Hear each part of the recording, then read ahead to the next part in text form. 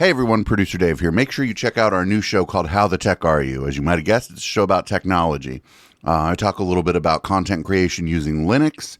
Matt talks about some programming stuff I don't understand and also some tech news stuff that I do understand. And HK talks about some system admin stuff that I do understand and some software engineering stuff that I don't understand. You can find How the Tech Are You on your favorite podcast app, or you can also grab it on YouTube or Odyssey. And let's just spell it out for you. ECHOPLEX. They put me in a fucking magazine.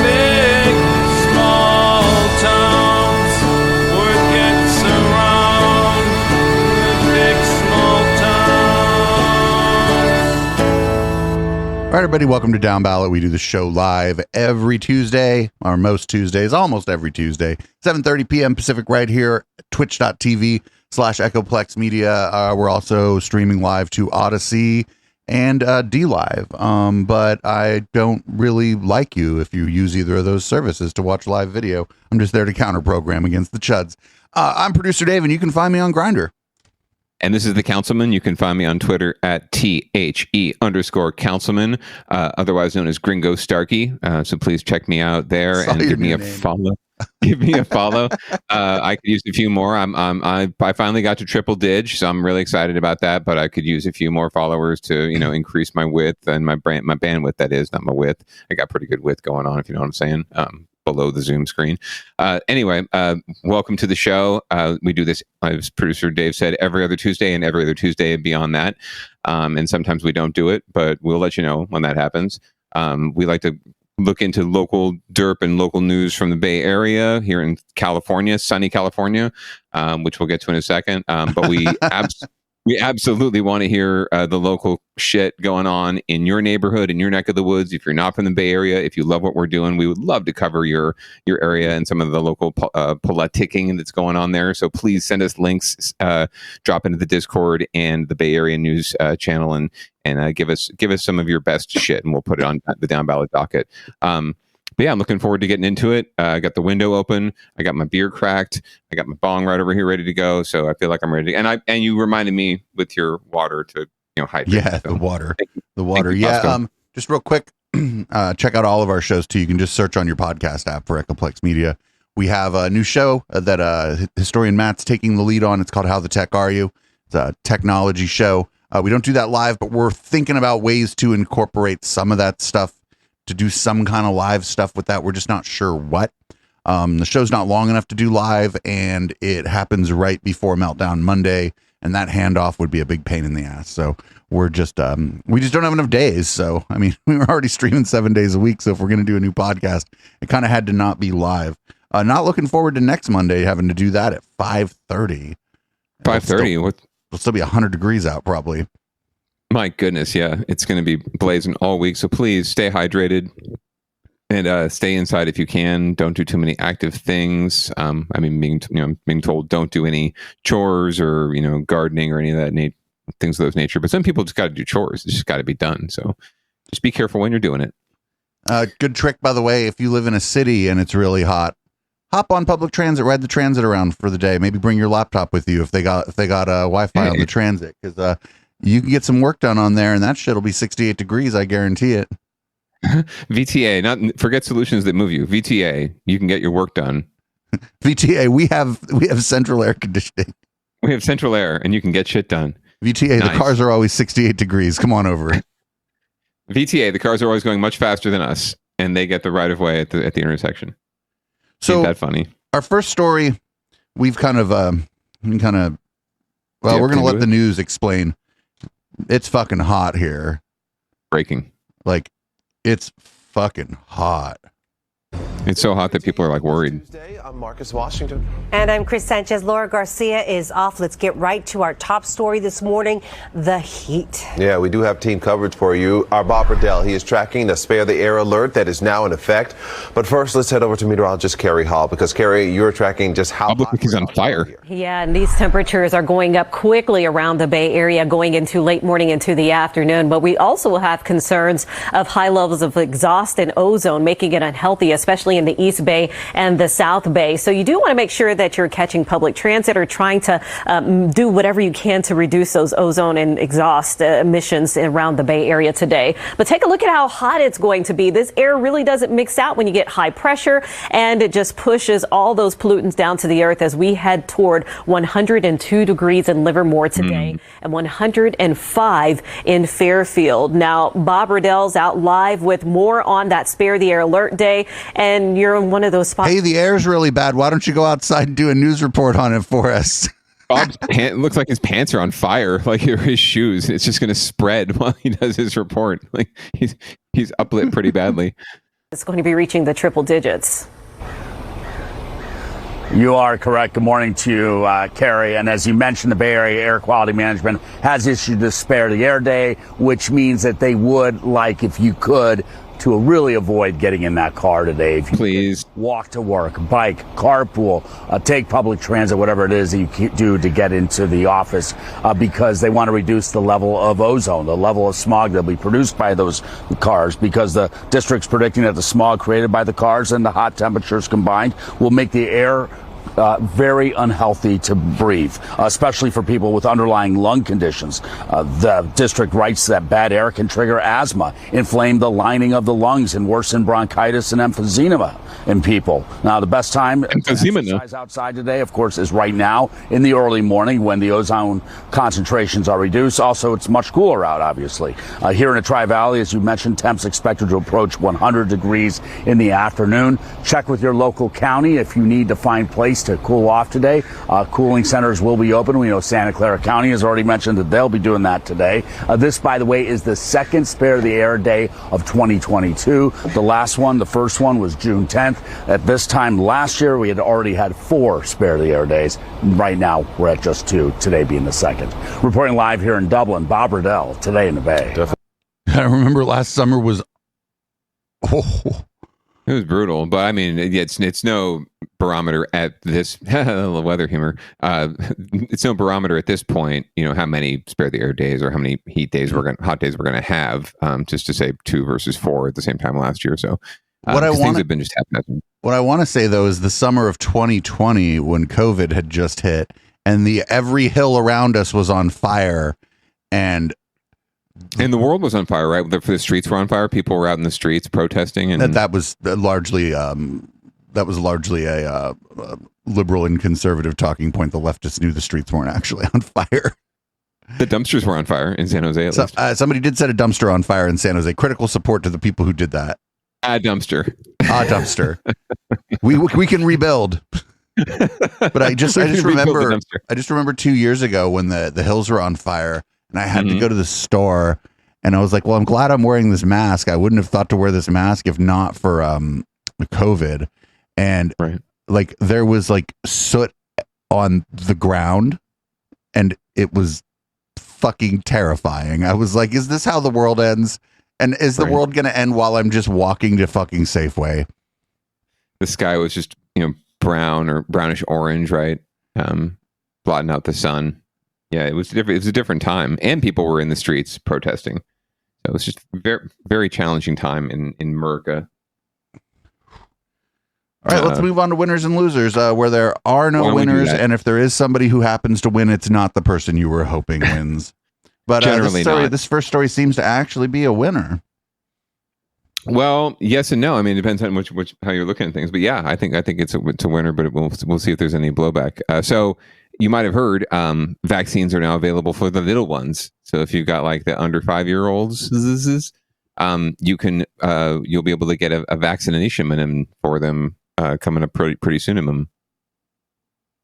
At least from the county secretary. Moving you forward, the nation is hitting another milestone in the fight against COVID because after nearly 2 years, we finally have a vaccine available for the nation's babies, toddlers, and preschoolers. Yeah, and those appointments for those as young as 6 months old now available. Today in the Bay, Sierra Johnson live for us in San Francisco this morning discussing where those appointments are available. Sierra?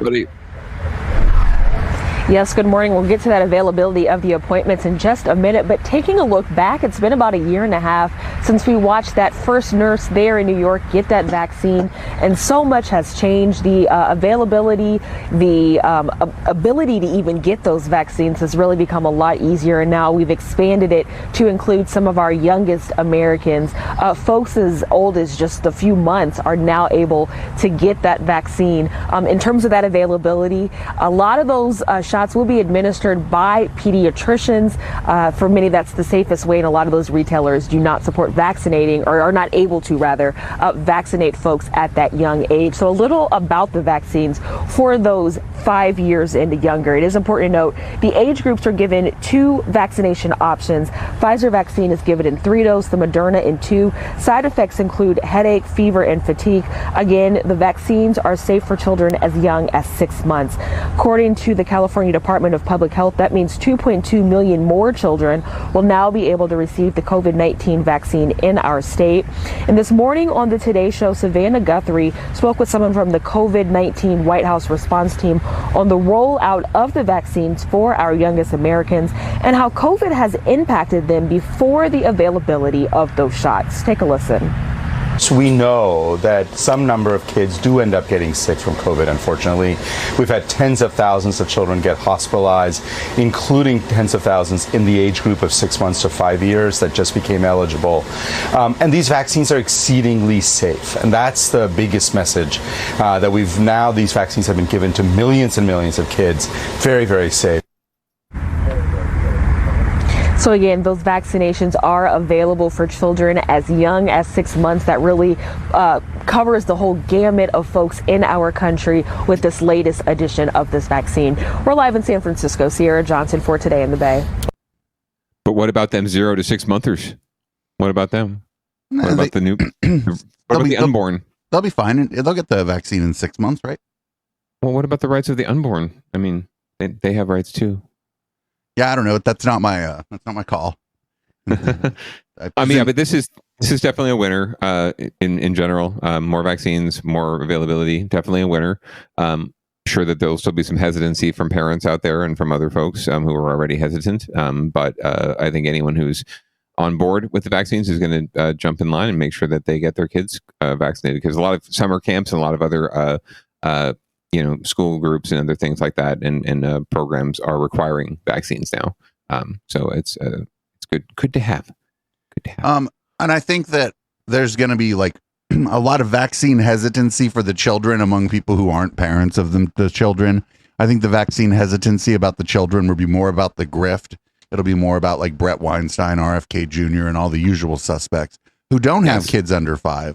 And they're going to be out there trying to scare the fuck out of people who do have kids under 5. But I think in a lot of ways, those people's fucking 15 minutes is up, at least on this particular subject matter. You're hearing a lot less from them, and that's good. And I think most parents are just gonna do what the doctor says, because the parents understand that the doctor is the medical professional and the parents are not. So. Right. I hope that's the case, and I do think it is. So we'll call that a winner. We'll call it one of the rare winners under winners and losers, Producer Dave. We will, I think, for now. All right, but unfortunately, there are some serious losers this week, and we're going to start with a story that we got into a little bit last week during Downballot Watch, because an avid viewer / listener, one of our amazing followers dropped a note into the chat, and we got a link to a story but didn't have any video. Well, this week we have a little video, and we're going to get back to the story of a councilwoman in San Jose who had a real scare at her home where a explosive device was apparently discovered in her porch. So we'll have more in it from KTVU. Story in San Jose. Police are stepping up patrols in a city council member's neighborhood after an explosive device was found outside her home. KPIX5's Katie Nielsen reports this comes just over a week after someone blew up one of her campaign signs in a neighbor's yard. San Jose police are still trying to figure out who put the device near council member Dev Davis's home, and more importantly, why. Now, due to safety concerns, we are not going to be identifying the location of her home. It should be safe to be an elected official. It is scary if it was targeted. San Jose City Council member Dev Davis and her family had Well, you kind of just did give away the location of her home, but all right. This morning, after a neighbor found a suspicious device in the street in front of her house. About 5 to 6 inches long. We assumed there was a bomb because it had wrapped with tape and had batteries and the fuse, and it looked like the fuse was lit and didn't go off. San Jose police say they called in the bomb squad to handle the device, and their technicians determined it was a homemade explosive. These type of devices can cause... Oh, did it come from the North Bay? Damage. Napa County. So, yes, it's always alarming to us, but even more since it is one of our elected officials here in the city. Detectives are still trying to figure out if this was random or targeted. Davis says she can't think of a reason why someone would target her other than political differences of opinion. I want people to be civically involved and to come and, do public comment at meetings and let me know how you feel that way. And I think there's a way to be civil and to disagree in a civil manner, and it doesn't have to be violent. Investigators are still gathering evidence from home surveillance cameras to try to identify a suspect and say when that person is arrested, they are going to be facing some serious felony charges. In San Jose, Katie Nielsen, KPIX5.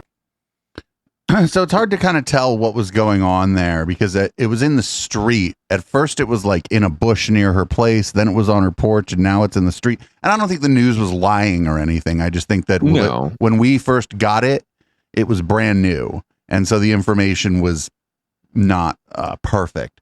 The further away from her actual residence it gets, the more I'm starting to think that somebody just put it there to scare people.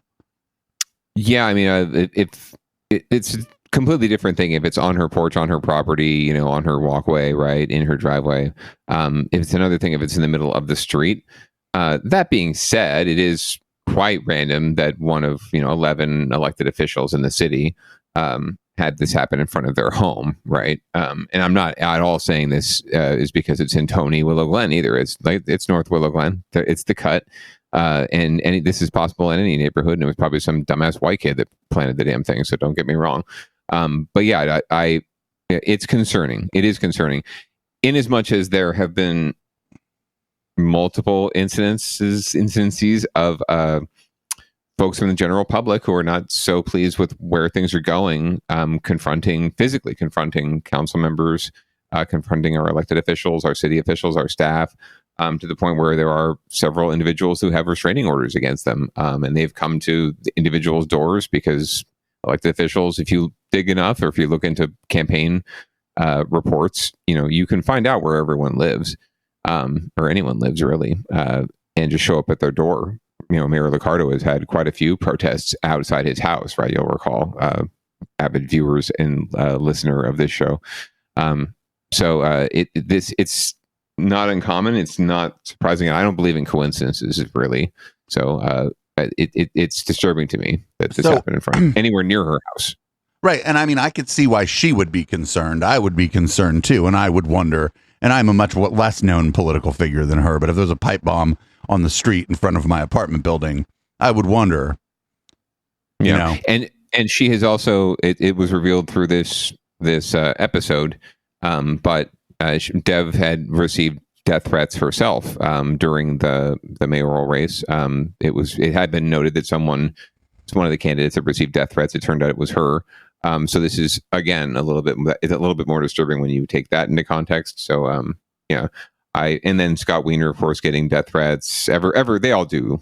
They all get threats, no matter what level they're at. Honestly.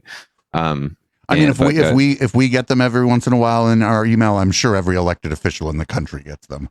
Yeah, and but patterns are patterns, and when you start to see things pile up like this, it gets you a little concerned, particularly for her. And she has kids, she has a husband, and they didn't ask for any of this shit other than supporting her. So, whoever, if it is a targeted thing, for the fuck's sake, back the fuck off. And I mean, not for nothing, if I lived in San Jose, she would have probably been the one that I pulled that lever for, even though I don't agree with her politics.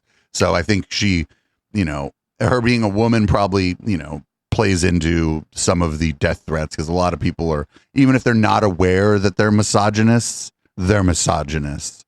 There are many women who are not aware that they're misogynists, and they're fucking misogynists.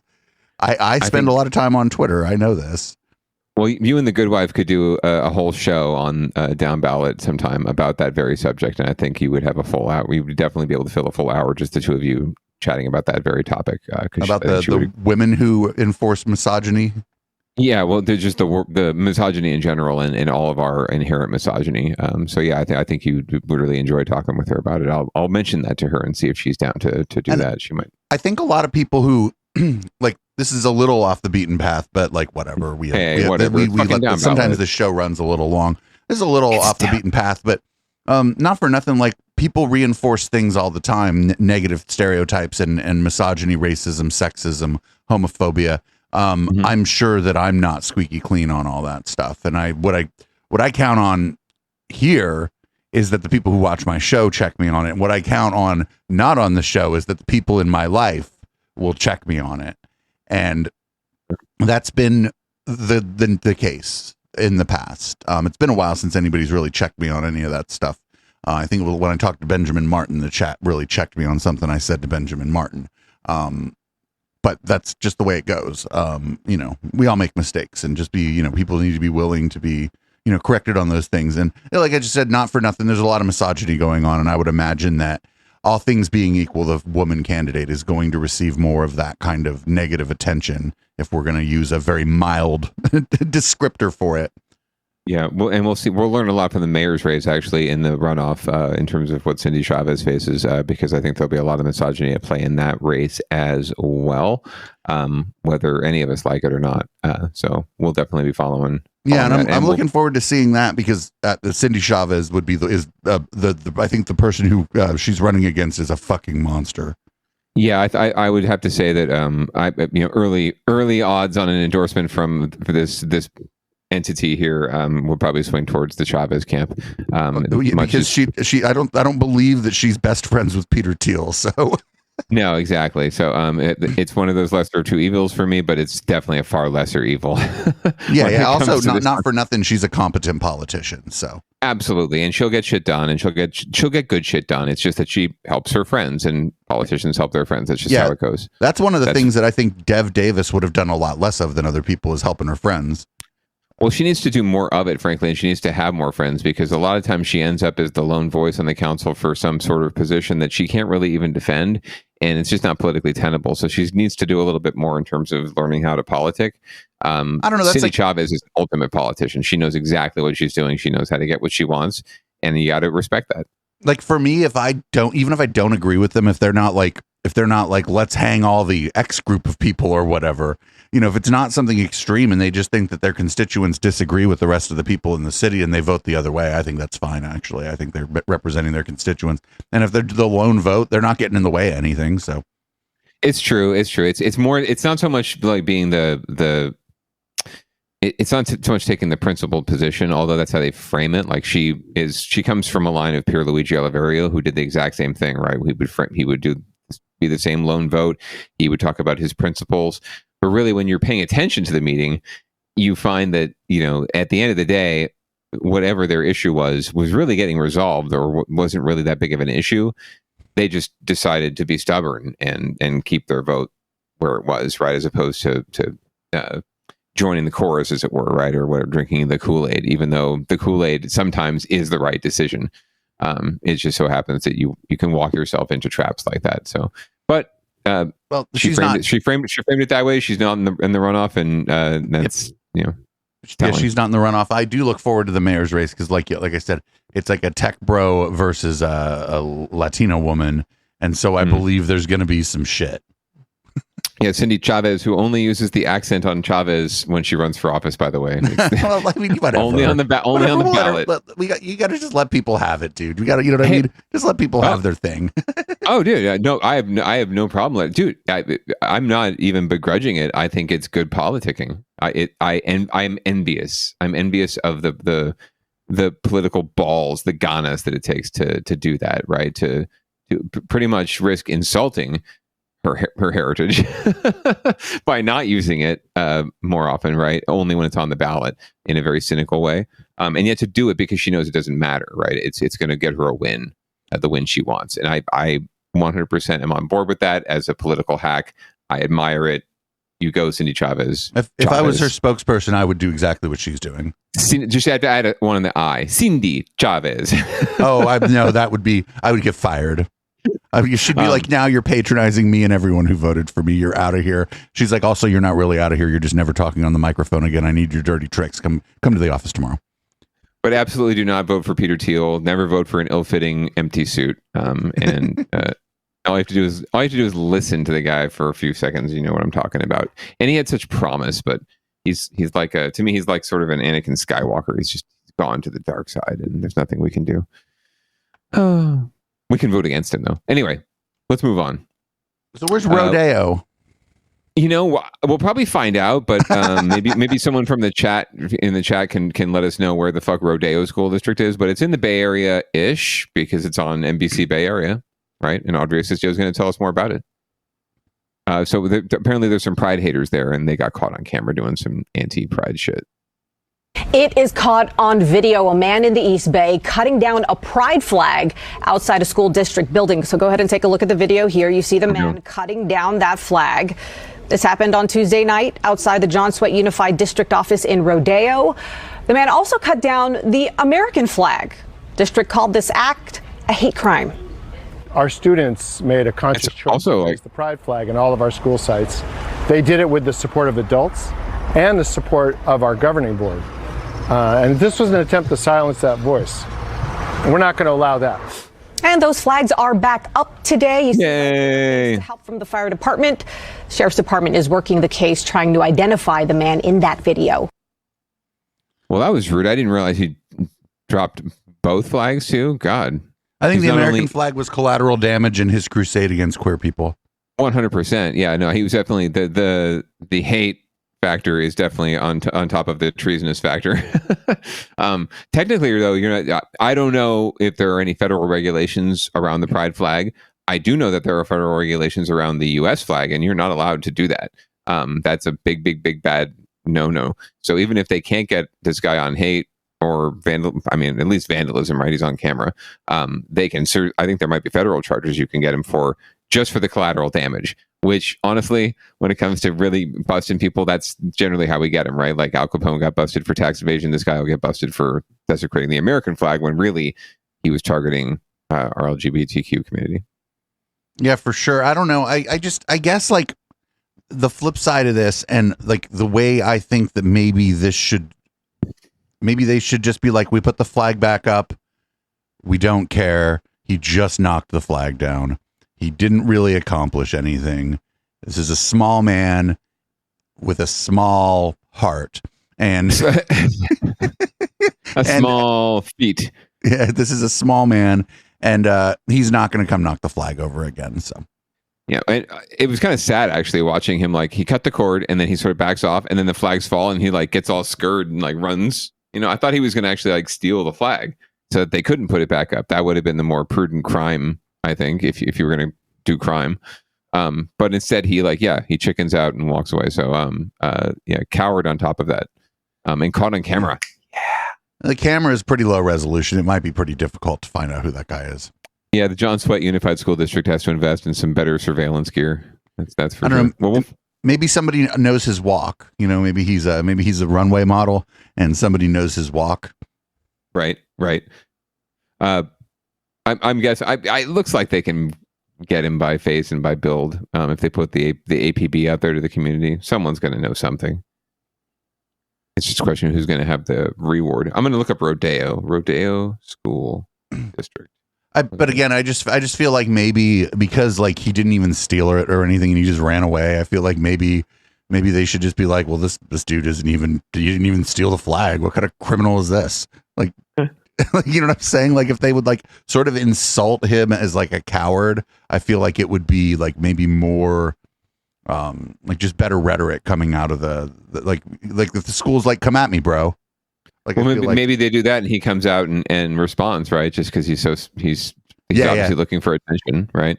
I mean, he's got to expect that there's a camera there somewhere, right? I mean, it is a public institution, so you've got to suspect that someone's got you. So it looks like Rodeo is Northeast Bay, north of. Do you know where? Are you familiar with Hercules? Hercules, right? It's just north of Hercules on the 80. So, or on 80 if you're from the Bay Area, and if you're from LA, it's the 80, I guess. But okay, yeah, I mean, I know where Hercules is. Yeah, so it's just north of Hercules. If you go up 80, another 2 exits, that's where Rodeo is. So it's right on the Northeast Bay. So. Close enough by. There was another incident in Antioch, I guess, that the pride flag got defiled, and they had a problem last year, I think, with getting the pride flag displayed, or there was at least pushback on the council. Not for nothing, Antioch is a problem. Just more broadly. In general, in more of a fundamental kind of a way, right? So we have I guess we covered this last week, I think. We didn't get too much into it, but it looks like their local officials in San Lorenzo are holding a meeting after the Proud Boys showed up at Drag Queen story time. Not for nothing, it wasn't just the Proud Boys there. I don't expect people here in like the local news to really be hip to this. It seemed to me like some of them were also groypers, which sounds like a ridiculous thing to be. But just real quick, groypers are like younger, like sort of college age younger men. They're white. They're, of course, because they're like white supremacists. Some of them, I guess, are like maybe white presenting Latino men, but they're a white group. It's headed up kind of by Nick Fuentes, and they're like overtly white supremacist, overtly Christian nationalist. And it appeared that there was a mix of Proud Boys and Groypers at this event. Not that it matters that much to the local news story, but I think that maybe the people on the local news are like, I'm not saying the word Groyper on television. And so that might be why they didn't mention it. I could also be wrong, and they could have just been younger Proud Boys, like younger members, or just extremists who showed up with them. But the way a couple of them were dressed was very like khakis and a polo and like kind of perfect hair and shit. That's sort of how they roll. So nice. Well, yeah, I wouldn't leave it to the local news to get the nuance, but I think our listener and our viewer, I definitely would appreciate it, especially if they've been following the Sunday show for an extended period of time. So they might already know these Groypers. But yeah, so we're going to hear a little bit more about some elected officials who are standing behind Panda Dulce, the drag queen storytime host who was rudely interrupted by the Proud Boys and others. The pledge from Congressman Eric Swalwell comes in the wake of a confrontation at an LGBTQ event in the East Bay. You may remember earlier this week when members of the Proud Boys targeted the San Lorenzo Library during a Pride Month event. This is video of those men disrupting a drag queen children's story time session on Saturday. As NBC Bay Area's Jody Hernandez reports, local leaders are strategizing how to move forward even as new threats are coming into this library. Nerves are still rattled here at the San Lorenzo Library following that disturbing incident. A roundtable meeting took place here this morning led by Congressman Eric Swalwell. Everyone pledging not to back down. To the Proud Boys, what I tell you today after talking to this group is you have nothing to be proud of for what you did to children. And it would be a compliment to call you boys because you acted like babies. Strong words from Congressman Eric Swalwell as he described the actions of a group of men believed to be linked to the extremist group known as the Proud Boys. They were recorded interrupting a children's pride event on Saturday and then making homophobic comments to the drag queen who was there to read to the kids. We're not going to stand for hate today, not tomorrow, or not ever. Our community has come too far to go back now. Today, as sheriff's deputies stood guard, community leaders came together to condemn the actions. Several have called for the DA to file hate crime charges in the case. This hate has reached Alameda County, and we must push it back. I feel like there needs to be a signal that intolerance has no place in these public spaces, and it was abusive. County librarian Cindy Chadwick says she felt threatened and scared by the group of men and says the library continues to receive threats. Our library here yesterday got a phone call from an anonymous caller and said, you better watch out, we're coming back. Lieutenant Ray Kelly says the sheriff's department is still investigating the incident and hasn't yet given the case to the DA. He calls it a complex investigation. When you're talking about what is free speech, where does it cross the line, where does it become a crime, where does it become illegal behavior. Meanwhile, security has been stepped up and monthly Pride events are now planned for the rest of the year. If the goal from the Proud Boys was for us to run away from this fight, we are running toward more equality. In San Lorenzo, Jody Hernandez, NBC Bay Area News. So that's weird the way the police are talking about it, because just because the library is a public place doesn't mean that they can't tell you to leave if you're like disrupting people at the library. And then if you refuse to leave, you're now trespassing at the library. Yeah, 100%. Or if you're threatening, children, especially, or if you're threatening others. And frankly, it doesn't even take, I think, verbal threats. If you look at the shirt that the guy was wearing, right, like kill your local pedophile. You can be threatening, and you could find a way, right? If you're law enforcement and you really wanted to, you could find a way to bust these guys. Absolutely, you could, right? Why not? Oh, I know, because they're white, probably. Right, but the simplest thing is just that they were asked to leave and didn't leave. Yes, and so absolutely. That's like just the simplest thing. It's in trespassing, yeah. Right? And I'm, past that, I'm hesitant to speculate on what the DA's office can and can't do. And I'm also not entirely sure that the police department in San Lorenzo is motivated to investigate the Proud Boys. Some of them might very well be Proud Boys. Oh, I would say that's a high level of probability there. Very much so. Because San Lorenzo's like it's just outside of like Oakland and that. It's not like San Jose. I'd be pretty surprised if any of the San Jose cops were members of a group like that. In fact, I think the city would find that out and give them the kibosh real quick here. But it's one would hope the hiring practices and the screening practices are not the best. I know that from the inside. But who knows? Who knows? And maybe San Lorenzo will surprise us. But there needs to be like, I don't know, like spaces like libraries and stuff. I feel like a library should be sort of treated the same way as like you would treat the courthouse. If you showed up at the courthouse and started threatening people, you're going to jail. That's it. You're going to jail. And I feel like the library should be in that, like, protected in the same way. There are most sacred public spaces. So yeah. And once they were asked to leave and they didn't leave, they were trespassing. Although I don't know if they were immediately asked to leave, but I would be willing to bet if they show up again, they'll be immediately asked to leave. 100%. But I wouldn't be surprised if they hadn't been, at least formally, right? Like you have to invite the devil in, right? I don't know if you have to. I don't know if they bothered to ask the devil to leave in the first place, but who knows? Yeah. We'll learn more. There'll be follow up. Maybe not. Maybe not. We'll see because they had apparently someone called and said the Proud Boys were showing up again, but that could just be some person who wants to stir the pot, right? 100%.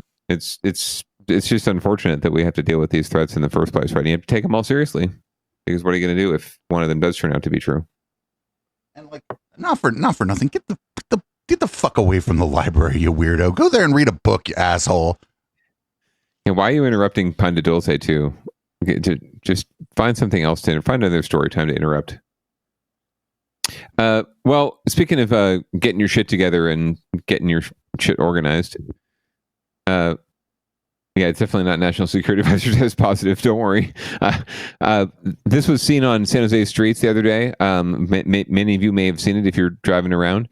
And apparently a truck caught fire, and the owner, who was pretty much living in the truck, tried to save the day by getting out of the way, but she ended up on a high-speed chase with himself, and then his truck on fire. And now he's speaking out and letting us know a little background. But if at first, you don't understand, watch the video, and it will reveal everything. It is absolutely stunning video, and tonight we're seeing this box truck from a new angle. We told you about this earlier this week. The truck burst into flames on 101 in the South Bay, starting spot fires as the driver tried to find a safe spot to pull over and put out the flames. NBC Bay Area's Tom Jensen in Sunnyvale tonight, where the owner of that truck and his girlfriend are now trying to rebuild because they were living out of it. It's a story you'll see only on NBC Bay Area. A San Jose man captured the burning box truck as its owner tried to get off the southbound 101 at the Montague Expressway exit Tuesday afternoon.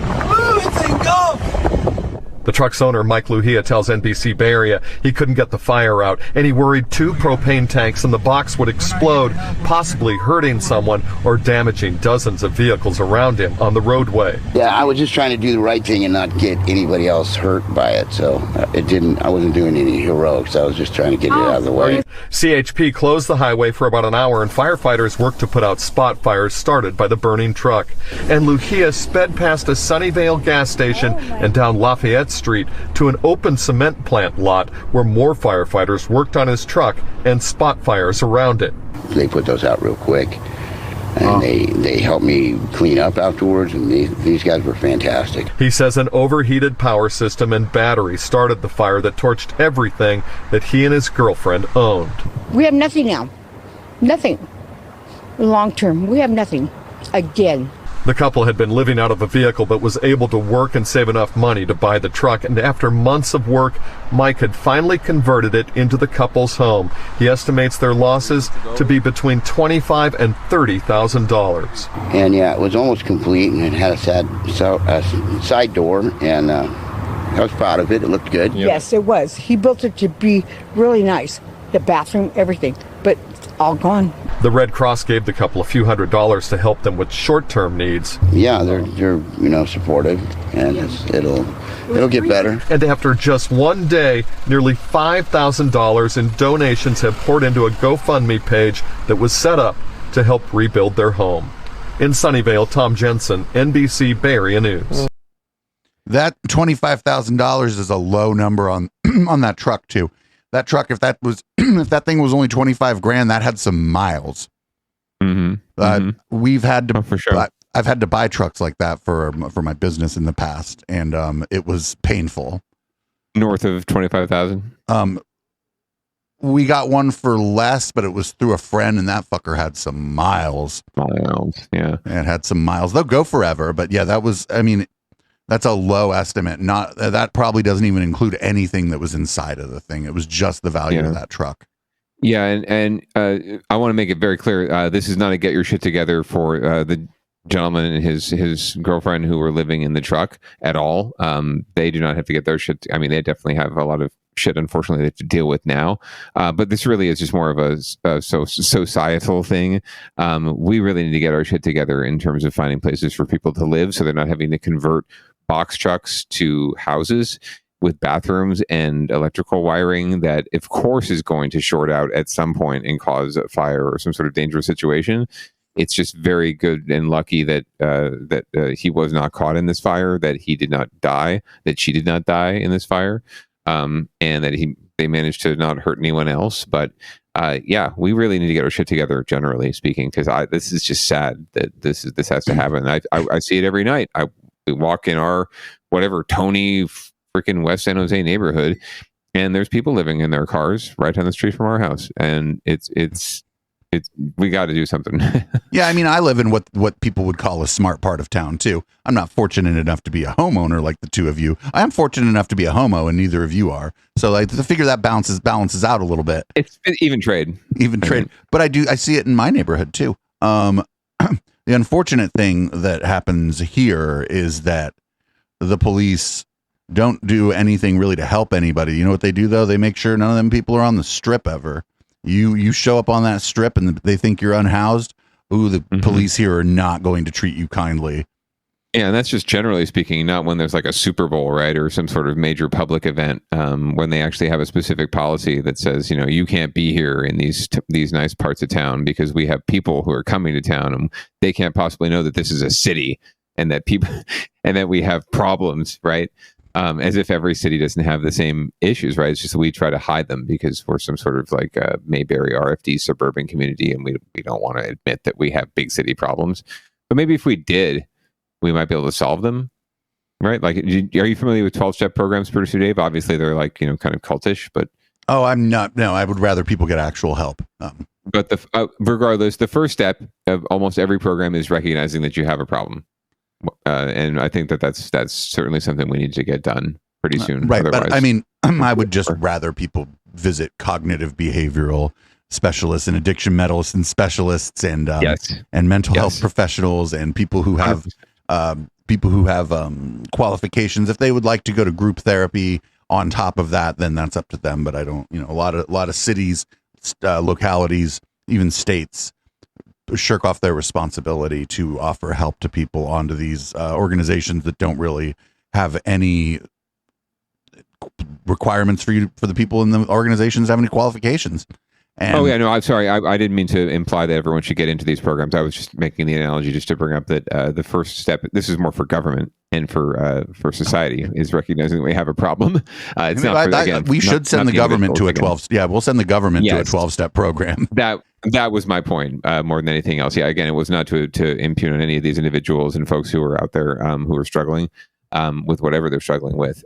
They are definitely the victims, and we need to make sure that we're serving them as best we can. So let's get our shit together. So not for nothing, the problem with housing is that big companies are just buying up all the housing. When HK lived in Sunnyvale, he said that he didn't know anyone on his block who owned their home, and they were single family homes, and they were in a smart, as you would say, a smart part of town. And so like he didn't know, like, he wasn't nosy with his neighbors, like who's your property management company, any of that, because it's like, you have to really know somebody to get into their business that way, right? But he did, he was able to determine that most of the people, if not all of them, in his neighborhood did not own these homes, and these are nice homes. And why, and that just drives up the price, because if you're buying it to live in, maybe you're not going to get into a bidding war with someone because you're like, I could just buy another house.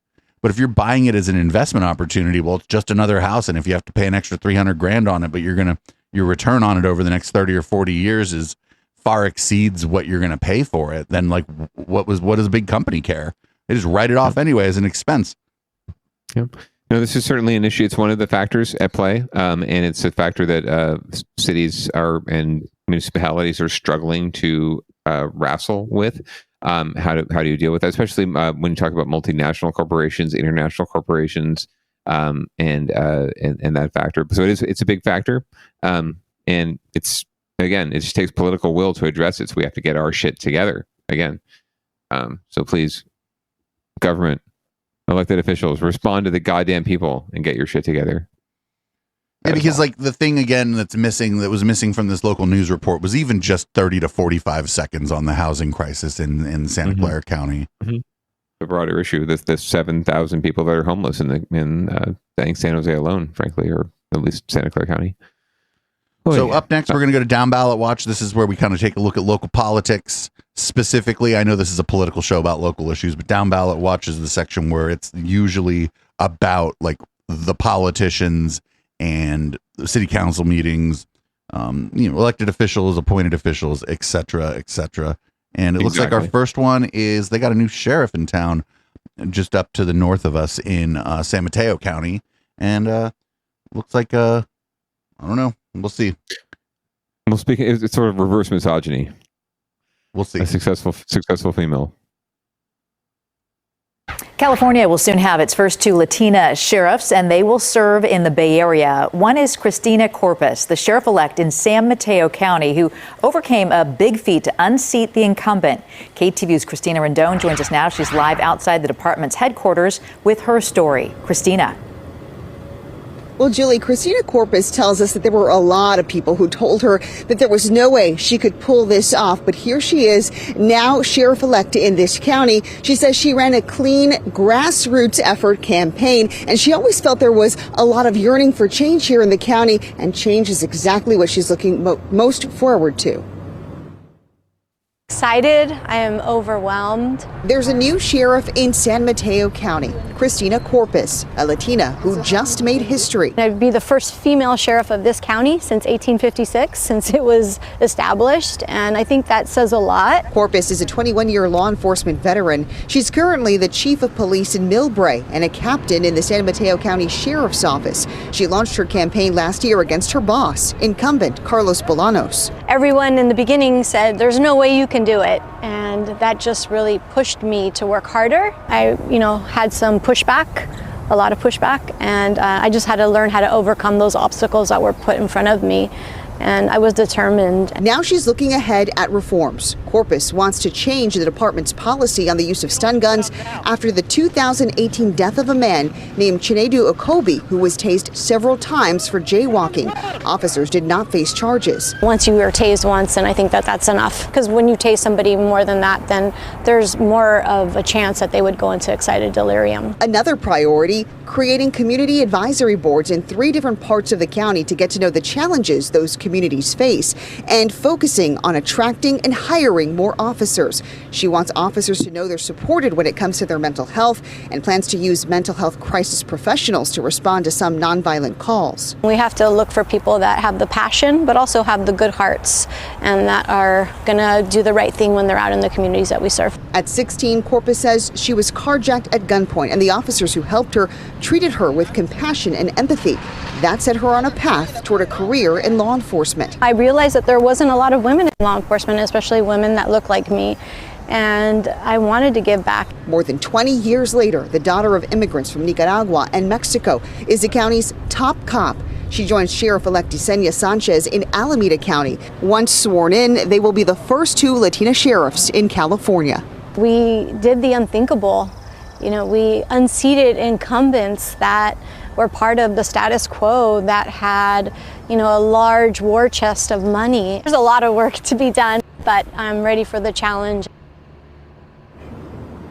Incumbent Sheriff Carlos Bolanos did not respond to our request for comment, but one of his biggest supporters, District Attorney Steve Wagstaff, did reach out to us. He did say that he's already called Corpus and said that he's looking forward to working with her next year, saying, quote, specifically, "We have worked together in the past, and I know we will be great colleagues in the future."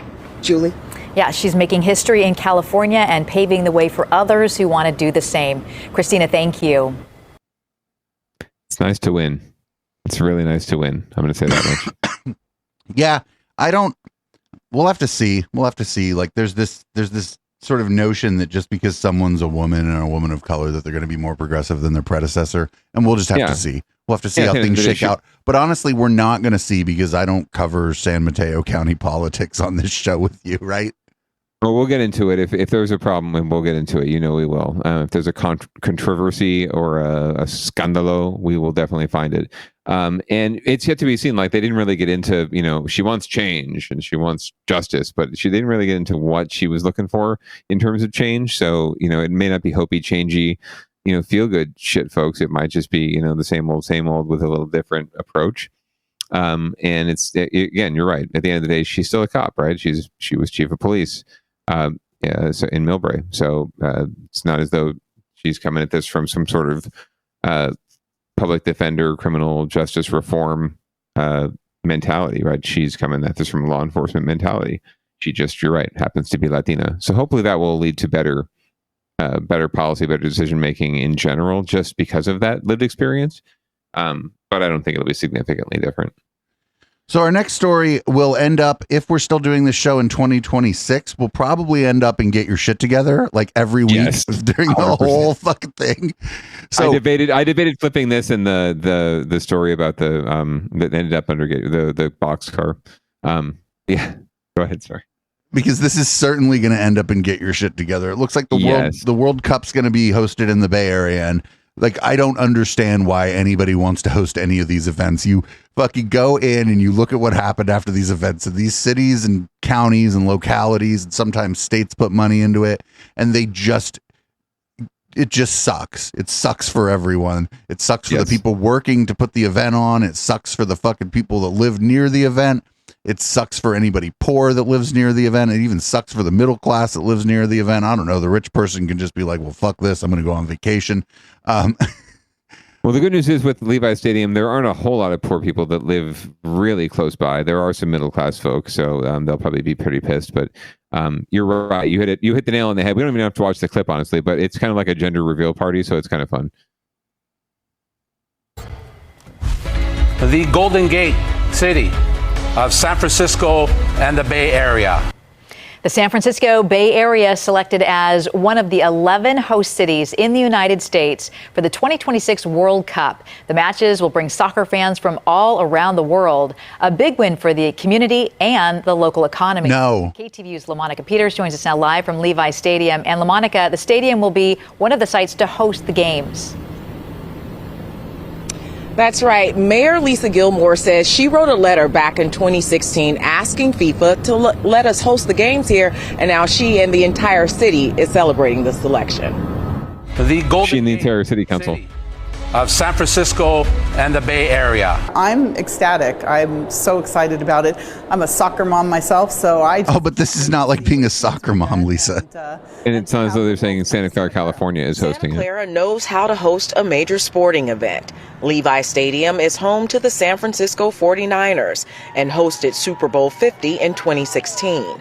Mayor Gilmore says she'll know just how many games they'll host sometime soon and the economic impact the World Cup will bring to Santa Clara. I expect our hotels and our restaurants and sales tax and hotel tax to really go through the roof during this 2 or 3 week period.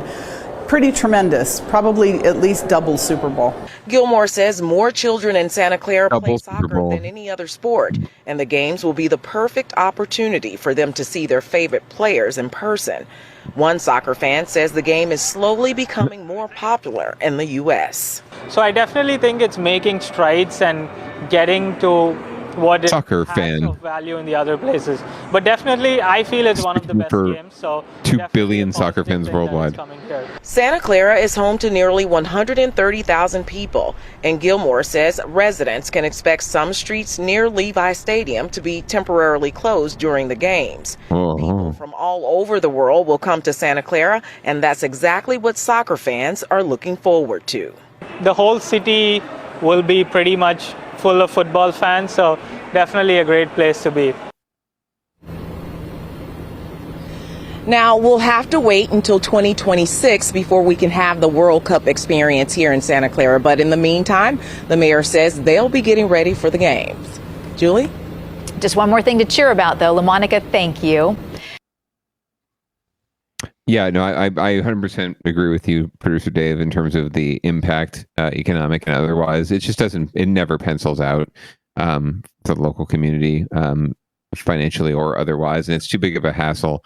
But yeah, people crave this, right? They crave the attention. Economic development officers and elected officials, they crave this. The Lisa Gilmores of the world crave this kind of attention.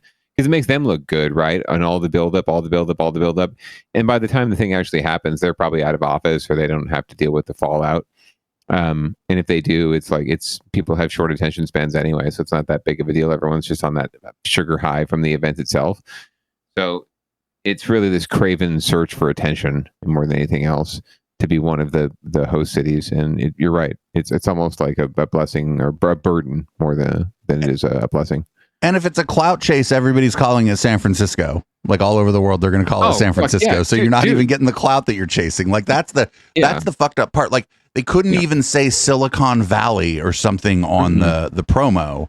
No, it was Bay Area San Francisco. That's how it's described, right? Even though it's in Santa Clara. And that's always been the case with that stadium. The 49ers themselves did not change their name to the Santa Clara 49ers. They were still the San Francisco 49ers. They just happen to play and be headquartered in and don't have anything to do with San Francisco at all. But they're still by brand, right? It's a brand. It's not where you're from. It's your brand. That, like, there's a legacy there, and I can understand that a little bit more. I don't understand why they can't just say that this is being done in Silicon Valley. Because everybody knows exactly where, everybody knows what that is. And then people might be like, well, they might be inclined to look into what city that is. Globally, they know San Francisco more, right? They'll key off more like thinking it's in San Francisco. San Francisco is like a world-renowned city, right? Regardless of whether or not I think I would bet more people recognize what San Francisco is or key on San Francisco than they do on Silicon Valley. Even though you're right, Silicon Valley is much more popular of a locale than San Jose or a individual place, Santa Clara, within Silicon Valley. Right, but it's also an idea. I just don't understand. Like why would fucking anybody in Santa Clara be excited that they're saying that the thing's happening in San Francisco? Well, Santa Clara has to pick up the bill, provide the cops, like deal with all the bullshit that goes around with it. And again, these things tell them. Go ahead. Sorry. Yeah, the consultants tell them all the tax revenue they're going to reap in from it, so they feel like it's worthwhile, right? That it'll balance out, but it never does in the long run. Ask Los Angeles about last time they had the fucking Olympics. Well, they're going to have them again too, right? They're going right back to the well. They're going to have them in 2028. Because the last time went so well. Yeah, so get ready. Fucking idiots! God. Yes. Like if they would have they're just calling it San Francisco, and it's like you're not even like you can't even do your clout chase, right? Get out of here. Get out of here from my stadium. The lead-ins are all going to be of the Golden Gate Bridge, right, and Salesforce Tower and the Bay, and then they'll zoom in on the stadium, right? And it's like, where is this? Because Santa Clara looks like everywhere else, frankly. Santa Clara really doesn't look like anything special outside of the stadium. It's the only real iconic thing in Santa Clara. Man, I could put together a media package for the city of Santa Clara on that. That would be brilliant, honestly. You show the light rail, you show like all the businesses that are there. Like you focus on like the heavy hitters in technology that have their headquarters and big buildings in the city of Santa Clara. And that's like how that would be how you would put together your media package if they would acknowledge that it was in Santa Clara. But again, they're calling it San Francisco. Good job chasing clout, Santa Clara. Well, they were that was always going to be a struggle, and it's beyond. I think it's beyond any of our ability as media professionals to figure out and to solve, because you're always going to be chasing that, and you're not going. It's just like San Jose chasing San Francisco. It's a constant struggle, and there's no need to do it. Just let San Francisco be San Francisco. and stop trying to be something you're not. Right? Stop trying to chase the clout. Just create the clout. Anyway, moving on to our final. I think this is our final hit tonight, right? Yep. Another thing. We'll leave y'all on a high note or a sort of mellow note. It's a somber note, but it's a happy note. So Norm Mineta, who was first Asian American mayor of not only San Jose but any major American city. He was a U.S. congressman for I think almost 30 years, a little more than 20 years, and then served in the cabinet for both President Clinton and President Bush as Commerce Secretary and Transportation Secretary. He was Transportation Secretary during 9/11. He passed away recently at the ripe old age of 90, I believe, and he was. There was a tribute to him at the San Jose Civic Auditorium last week, and a lot of the local elected officials showed up, and former President Clinton came through to tribute him. And I thought it'd be appropriate to sort of end this episode of Down Ballot honoring former Mayor Mineta for all his public service and everything he gave to our community. I got to know him personally, very briefly, and he was a very generous man, generous soul. So here's a little tribute to him from Fox 2 News about his memorial service. All right, now to today's memorial for Norman Mineta. Hundreds of people came out to pay their respects to San Jose's native son, including former President Bill Clinton. KTV's Emma Goss was at the service and joins us now live with more. Emma. Heather, the memorial service touched on Mineta's outstanding career in politics and his commitment to uplifting those around him and standing up against injustice. The mayor of San Jose, Sam Liccardo, has declared that today be recognized in San Jose as Norman Mineta Day. Our community knew him not as Mr. Mayor, Mr. Secretary, Mr. Congressman, but simply as Norm. Described as the most humble man in politics you'd ever meet, Norman Mineta lived his 90 years to the fullest. So it was only fitting that the San Jose community came together Thursday to honor him to its fullest. At his memorial, San Francisco's former mayor Willie Brown described Mineta as his mentor and political inspiration. But I knew that Norm Mineta was different than any politician you'd ever know and you'd ever meet. These words of praise from former President Bill Clinton. I'm glad that I had the fortuitous opportunity to make him the first Asian American ever in a presidential cabinet. I'm grateful to George Bush, who, when Norm was asking me should I serve with him, still hated my guts. Mineta was deeply religious and committed to the Methodist Church. He once taught Sunday school decades ago. This man was in his class. When I found out he was running for mayor, I said, that's the guy. That's the guy the Japanese community needs to lead. Leon Panetta recalled Mineta's heroism on the day of 9/11 when, as transportation secretary, he grounded all airlines. Norm made some very tough decisions that day at a very tough moment for our country. But the decisions that he made saved lives. A man whose family suffered the injustice of incarceration along with other Japanese Americans during World War II, Mineta dedicated his life to fighting for a democracy that serves everyone. And none of this works if we're all not looking out for each other. That was something that Dad taught us.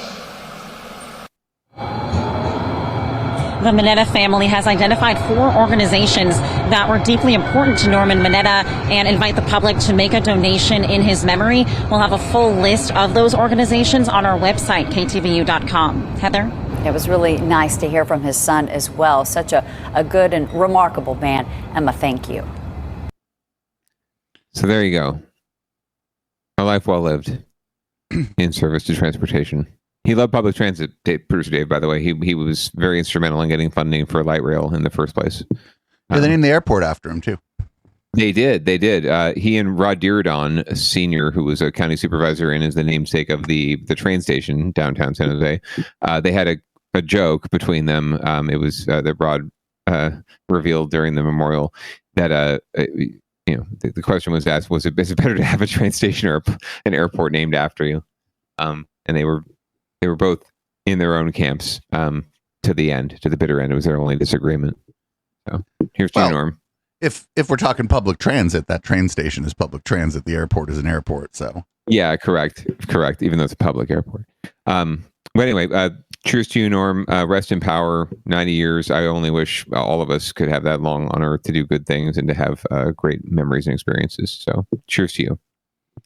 And do you want to read us out, Producer Dave? Yeah, I'll read us out. I usually don't read any of the shows out. I usually make the rest of y'all read us out. But let's go. Everybody, this has been Down Ballot. Thanks, podcast listeners, for checking out the show.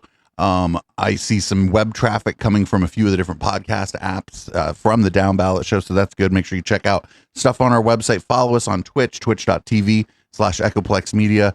Find us on YouTube. We're not really pushing that too hard, considering all things considered, but you can find us over there. Find us on Odyssey, and of course, you can always just give us money. Give us money at patreon.com/Echoplex, or for other ways to support the show or the channel, go to echoplexmedia.com/support. After Down Ballot every week is Local Love. Local Love is our local music show. This week we don't have a guest. It's an open panel. We're probably going to keep it pretty short because I'm pretty tired from the heat today. But you can grab Local Love on your favorite podcatcher, or you can check that out live. It starts not long after Down Ballot, usually right around 9 p.m. Pacific, and you can catch that here at Twitch. You can also catch it on Facebook Live, which I wish we didn't have to do, but you gotta go where the music people are, even if it's just there to try to drag them over to Twitch. Councilman, thank you for joining me once again this week, and I will see you next week. Sounds like a plan, Producer Dave. And find Producer Dave on Grindr. That's right. This is Locals by Audible Smoke Signal, and I'll see some of you on the flip side. And goodbye, podcast listeners. Peace.